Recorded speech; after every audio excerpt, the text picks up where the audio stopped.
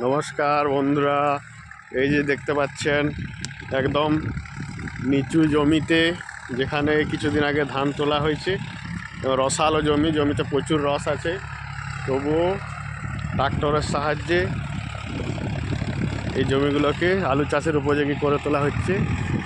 এই যে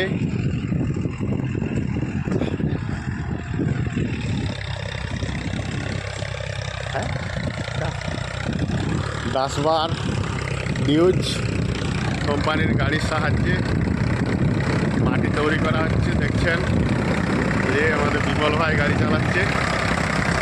এত রসালো জমিতেও প্রায় রোটার একদম প্রচুর মাটি নিচ পর্যন্ত গর্ত করে মাটিকে একদম শুকনো করে দিচ্ছে।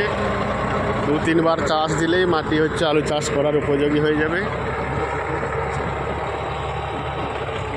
এই গাড়ির প্রচুর ক্ষমতা।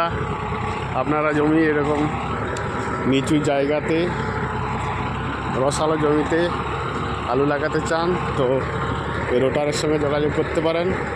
যোগাযোগ করার জন্য আমার কমেন্ট বক্সে কমেন্ট করলেই হবে। দিয়ে আমি আপনাদেরকে মেসেঞ্জারে যোগাযোগ নাম্বার দিয়ে দেবো। এরপর আপনাদেরকে মাটি দেখাচ্ছি, কতটা মাটি করছে যে দেখলেন।